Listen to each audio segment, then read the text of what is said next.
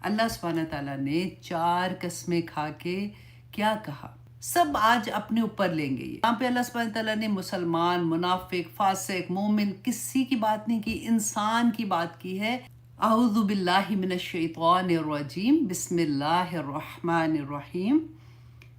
वत्तीनी वज़्ज़ैतून वतूर सीनीन वहाज़ल बलदिल अमीन लक़द ख़लक़नल इंसान फ़ी अहसनि तक़वीम।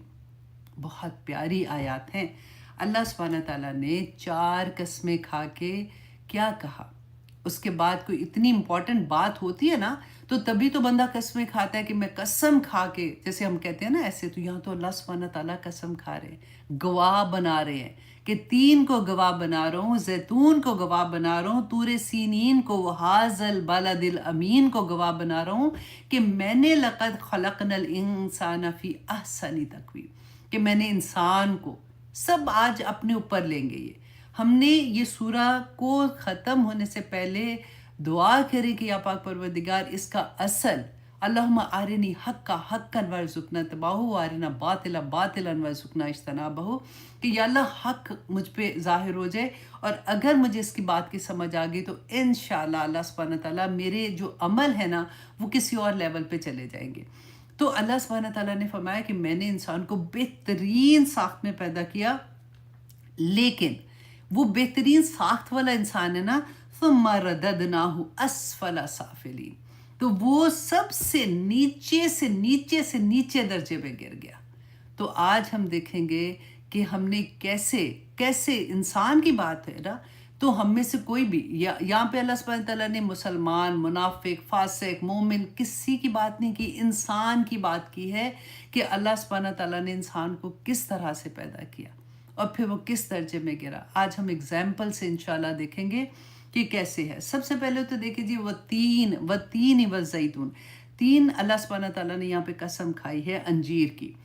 अंजीर के बारे में और जैतून के बारे में मुफस्सिरीन की फिर से 2 राय आती हैं। अब इसीलिए मैंने इख्तलाफ का जितनी डिटेल आपको पहले से ब्रेन वॉश किया है उसके बारे में, कि आपको ये ना लगे कि क्या मतलब फिर क्यों 2 इख्तलाफ हैं। तो इसलिए कि यहाँ पे सिर्फ 3 ही लिखा हुआ है ना, तो फिर वो उन्होंने जब आगे तफसीर बयान की तो उन्होंने देखा कि यहाँ पे इसका क्या मतलब हो सकता है। तो नंबर 1 ये, अगर इसको एज अ फल देखे कि अल्लाह सुब्हानहू तआला ने यहाँ पे 2 फलों की कसम खाई है, 3 की, जैतून की और अंजीर की, तो उन्होंने फिर क्या कहा कि कसम तो इस वजह से कि इससे ये जाहिर होता है कि ये चीज़ें जो हैं इनका बड़ा मुकाम है। तो उन्होंने फिर इन चीज़ों की फ़ायदे, इनके जो हमारी जिस्म पे असरात हैं उनको बयान किया। और उन्होंने क्या कहा कि जो अंजीर है, जो 3 है ना, जिसका अंजीर को, कि ये क्या है कि ज़ूद हज़म होती है, ये नफ़ा आवर दुआ है, दुआ मतलब खाने की मेडिसन है, और इसके अलावा ये कि ये बलगम को पतला करती है। बाज़ दफ़ा देखें ना, लोग खांसी रहे होते हैं क्योंकि बलगम फंसी होती है, तो अगर इसका, अब तो ड्राई फिग भी मिलती है ना, इतनी आसानी हो गई है। अगर आप रात को उसको पानी में भिगो के सुबह आप उसको खा लें, अगर पानी में दूध में भिगो लें, सुबह उसका शेक बना लें, थोड़ा सा उसके अंदर शहद भी बेशक डाल दें, तो इतनी फ़ायदा होगा कि अच्छा। अब इसके फ़ायदे देखें कितने हैं कि नंबर 1 ये बलगम को पतला करती है, गुर्दों को साफ़ करती है, और किडनी में जो स्टोन बन जाते हैं ना उनको ये तोड़ती है, और ताकत का ज़ख़ीरा है। हदीस में आता है कि ये बवासीर को ख़त्म करती है और गठिया के दर्द में फ़ायदा पहुंचाती है। गठिया का दर्द क्या होता है, जो हमारे जोड़ होते हैं ना, स्वेलिंग हो जाती है, दर्द होती है। आजकल तो यंग बच्चों को देखो ऐसा है कि घुटने में भी दर्द है, तो कंधों में दर्द है, तो ये जोड़ों में जो दर्द होती है ना, वहाँ पे जो स्वेलिंग आ जाती है, उसके लिए भी ये बहुत ज़बरदस्त है। और अंजीर जो है ये यूनान, तुर्की, स्पेन और फ्रांस में पैदा होता है, और वहीं से दरामद भी किया जाता है, और ये कब्ज़ कुशा भी है। और इसका दूध जो है ना, जैसे इसको तोड़ो ना जहाँ से, तो वहाँ से एक वाइट सा निकलता है, तो उसका दूध कहते हैं उसको। वो मस्सों पर, मस्से होते हैं ना, बाज़ लोगों को निकल आते हैं, उन पर लगाने से पहले तो मामूली सा वरम होता है, मतलब थोड़ी सी सूजन होती है, और फिर वो मस्से खुद ब खुद झड़ जाते हैं। तो ये भी आप करके देख सकते हैं। वही फिर अगेन ये कि बलगम को खारिज करता है, पेशाब खुल कर आता है। और हदीस में भी है कि एक मरतबा रसूलुल्लाह सल्लल्लाहु अलैहि वसल्लम को अंजीर का हदिया दिया गया, تو آپ صلی اللہ علیہ وسلم نے اس کو کھایا اور صحابہ کو کہا کہ تم بھی اسے کھاؤ، اور پھر فرمایا کہ اگر میں یہ کہوں کہ یہ پھل جنت سے نازل ہوا تو کہہ سکتا ہوں، کیونکہ جنت کے پھل جو ہیں وہ بغیر گٹھلی کے ہوتے ہیں، اور اس کو تم کھاؤ، یہ بواسیر کو ختم کرتا ہے اور گٹھیا کے درد کو بھی ختم کرتا ہے۔ اچھا، اب زیتون کے بارے میں یہ تھا کہ زیتون جو ہے یہ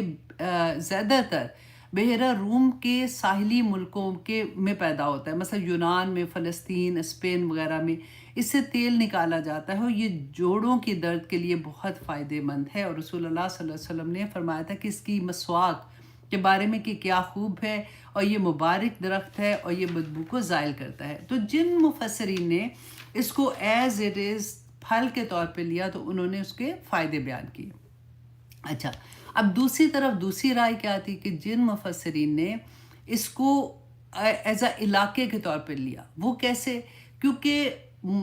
جو عرب لوگ تھے نا، ان میں بھی یہ رواج تھا، اور آج کل ایسا ہوتا ہے یوزیلی کہ جس علاقے کے جو پھل ہوتے تھے نا، اس کے نام سے ان کو بلایا جاتا تھا، یاد رکھا جاتا تھا، جیسے نخلستان، کھجوریں جہاں پہ زیادہ ہوتی ہیں تو ان کو نخلستان کہہ دیا۔ تو اسی طرح سے ان کا یہ کہنا تھا کہ 3 سے مراد یہاں پہ دمشق کا پہاڑ ہے جو حضرت عیسیٰ علیہ السلام کی پناہ گاہ تھی، اور اب میں آگے بتاتی ہوں کہ یہاں پہ انہوں نے یہ استدلال کیسے لیا تھا۔ اور پھر کچھ نے کہا کہ یہ نوح علیہ السلام کی مسجد جو انہوں نے جودی پہاڑ پر بنائی تھی، تو یہ ایکچولی وہ انبیاء جو اولو العزم انبیاء تھے، یہ ان کا تذکرہ ہے یہاں پہ، اور وہ زیتون سے مراد بیت المقدس جو ہے اس کی مسجد ہے، کیونکہ شام اور فلسطین میں جتنے انبیاء، زیادہ تر انبیاء دیکھیں آپ اس ایریا میں ہی آئے تھے، تو اللہ سبحانہ تعالیٰ نے یہ جگہیں جو تھی اور اتنی مبارک تھی کہ اللہ سبحانہ تعالیٰ نے ان کو گواہ بنایا، اور ان اولو العزم پیغمبروں کو گواہ بنا کے جو کہا کہ لقد خلقنا الانسان فی احسن تقویم۔ تو نمبر 3 میں اللہ سبحانہ تعالیٰ نے قسم کھائی وہ طور سینین، اور طور سینا کی۔ طور سینا کون سا پہاڑ تھا؟ یہ تو آپ سب کو پتہ ہے نا کہ موسیٰ علیہ السلام کو جب طور پر بلایا تھا اللہ سبحانہ تعالیٰ نے، اور سب سے پہلے نبوت وہاں پہ ملی تھی، پھر تختیاں ان کو وہاں پہ دی گئی تھی، تو وہ طور پہاڑ جو تھا اس کی قسم، اور پھر وَهَذَا الْبَلَدِ الْأَمِينَ، اور اس شہر کی جو امن والا ہے، کیونکہ یہ کس پہ نازل ہو رہا تھا؟ رسول اللہ صلی اللہ علیہ وسلم پر نازل ہو رہا تھا نا قرآن اس وقت، تو وہ شہر، اس شہر کی مطلب جس شہر میں رسول اللہ صلی اللہ علیہ وسلم تھے، تو کیونکہ یہ ابراہیم علیہ السلام سب سے پہلے آئے تھے، اور ابراہیم علیہ السلام اور اسماعیل علیہ السلام نے یہ شہر آباد کیا تھا، اور ابراہیم علیہ السلام کی دعا کا نتیجہ تھا کہ رسول اللہ صلی اللہ علیہ وسلم اتنے سالوں کے بعد پھر اللہ سبحانہ تعالیٰ نے رسول اللہ صلی اللہ علیہ وسلم کو اس علاقے میں نبی چنا تھا۔ اچھا، اب یہاں پہ یہ ساری چیزیں، اور پھر خانہ کعبہ تھا نا، سب سے بڑی بات ہے، اور خانہ کعبہ تو امن کی جگہ جو اللہ سبحانہ تعالیٰ نے فرمایا نا، دیکھیے یہ خانہ کعبہ صرف جب اسلام آیا تبھی تھوڑی یہ امن کی جگہ بنا تھا، یہ تو شروع سے امن کی جگہ تھا، کیونکہ ہم نے وہ پڑھا نا لِإِيلَافِ قُرَيْشٍ إِيلَافِهِمْ رِحْلَةَ الشِّتَاءِ وَالصَّيْفِ، تو یہ لوگ قافلے لے کے جاتے تھے، بزنس کرتے تھے نا، اپنے قافلے لے کے جاتے تھے، تو اس شہر میں مکہ کی وجہ سے، جو خانہ کعبہ کی وجہ سے ان کو اتنی عزت ملتی تھی کہ ان کے قافلے نہیں لوٹے جاتے تھے۔